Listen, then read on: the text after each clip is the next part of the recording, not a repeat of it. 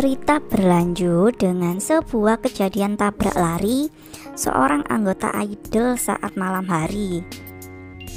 Idol tersebut rupanya sedang dalam pengaruh obat terlarang sehingga berjalan sempoyongan dan akhirnya tertabrak.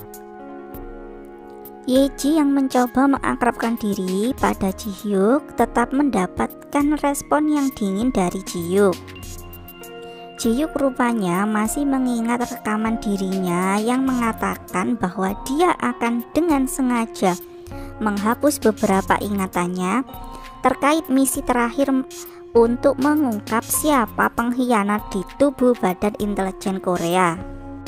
Ji-hyuk kemudian bertemu dengan Suyeon yang mengingatkan padanya bahwa dia harus segera mengembalikan ingatannya. Suyeon adalah kekasih dari salah satu rekan Ji-hyuk yang telah tewas dalam misi terakhir mereka. Dan di sisi lain, pimpinan Suyeon memberikan Suyeon tugas khusus untuk mengawasi Ji-hyuk. Ji-hyuk mendapatkan 4 kandidat yang dia duga sebagai pengkhianat di timnya. Yang pertama yaitu Suyeon, yang sekarang menjadi kepala tim investigasi kejahatan. Kemudian Do Jin-suk yang menjabat sebagai wakil komisaris divisi luar negeri. Dan yang ketiga adalah Kang Pil-ho, yaitu atasan Ji-hyuk sendiri. Dan yang terakhir adalah Ha Dong-gyun, yaitu rekan Ji-hyuk yang kini menjadi ketua tim investigasi kejahatan pusat.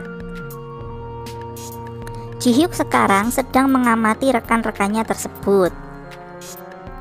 Di sisi lain, terlihat beberapa anggota sindikat narkoba yang tengah menyekap beberapa anggota sindikat lain, kemudian menghabisi mereka.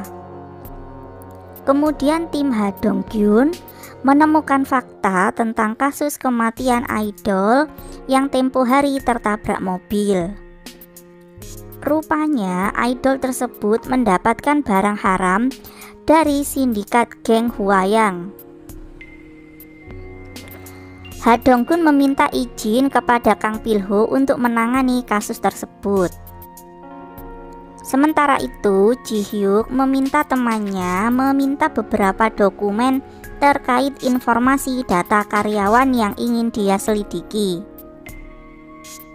Ji-hyuk teringat tentang rekannya yang bernama Kim Dong-hwan yang sudah meninggal. 2 tahun yang lalu, Ji-hyuk dan Dong-hwan membicarakan tentang geng Hwayang. Dong-hwan menduga geng Hwayang adalah geng kecil karena ada geng besar sesungguhnya di balik mereka. Misi Ji-hyuk yang terakhir adalah mencari pembunuh dari Kim Dong-hwan dan 2 agen NIS yang lain.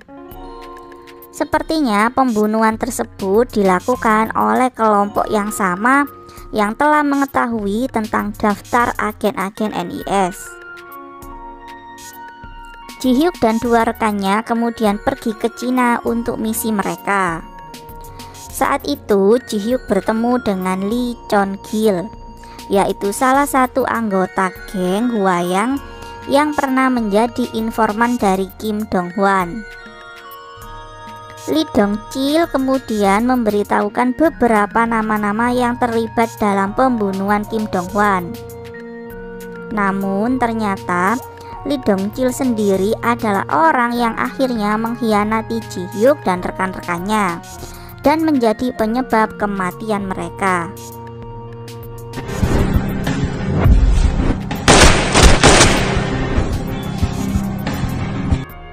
Di sisi lain, Ha Dong-gyun dan timnya telah berhasil menangkap geng Hwayang. Setelah peristiwa penangkapan geng Hwayang tersebut, tim kepolisian mendapatkan teror dari anak buah geng Hwayang yang meminta bos mereka untuk dibebaskan. Mereka akan membunuh 1 polisi setiap hari ketika tuntutan pembebasan mereka tidak dituruti. Ji-hyuk mendapatkan tugas dari pimpinannya untuk ikut dalam misi penyelidikan kasus geng Hwayang ini. Mereka harus segera menyelesaikan kasus tersebut agar tidak ada lagi polisi yang menjadi korban. Kang Pil-ho dan Do Jin-suk merasa Ji-hyuk adalah orang yang tepat dan berpengalaman menyelidiki orang seperti ini. Ha Dong-gun kesal dengan keterlibatan Ji-hyuk dalam kasus ini. Setibanya di kantor polisi, Ji-hyuk sukses membuat Gwang-chul akhirnya berbicara. Ji-hyuk memang ahli menangani orang-orang seperti Gwang-chul, sehingga mudah baginya untuk membuat Gwang-chul akhirnya berbicara. Kemudian ada sebuah paket potongan tangan yang dikirim ke kantor polisi. Ini tim kepolisian dan NIS sedang bertarung melawan waktu agar mereka bisa menyelamatkan anggota kepolisian yang lain dari teror anggota geng Hwayang. Cara Ji-hyuk yang terlalu sadis membuat Dong-gyun semakin marah, dan akhirnya dia menyuruh Ji-hyuk untuk kembali ke NIS. Sebelum Ji-hyuk kembali ke NIS, dia harus menyelesaikan interogasinya kepada tersangka yang lain. Kemudian Ji-hyuk menginterogasi seorang pria tua yang mengaku sebagai supir dan tidak tahu apa-apa terkait Gwang-chul.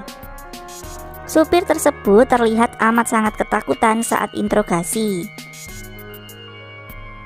Kemudian akhirnya Ji-hyuk memilih untuk kembali ke NIS.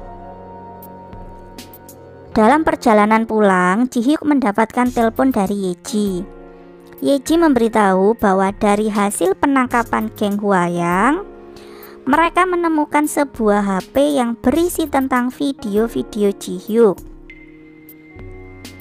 Mengetahui hal tersebut, Ji-hyuk pun akhirnya memilih untuk kembali ke kantor polisi, karena sepertinya dia menemukan sesuatu yang aneh dan mencurigakan. Di sisi lain, pada pukul 12 malam terjadi keributan besar di kantor polisi. Rupanya itu adalah bagian dari upaya pembebasan ketua geng Hwayang. Supir yang berpura-pura ketakutan selama interogasi ternyata adalah pimpinan geng Hwayang yang sebenarnya. Dia bernama asli Hwang Musul dan yang selama ini dicari oleh tim kepolisian.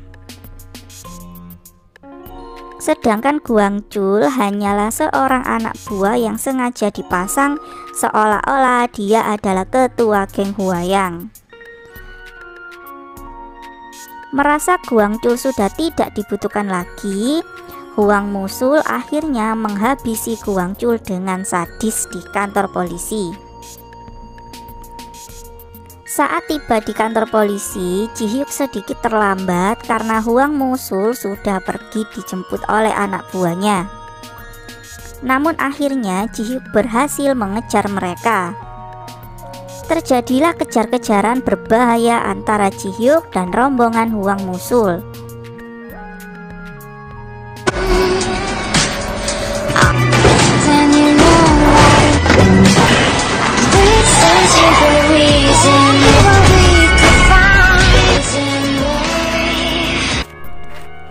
Namun di saat terakhir Ji-hyuk mengalami tabrakan dan membuatnya kehilangan jejak Hwang Musul.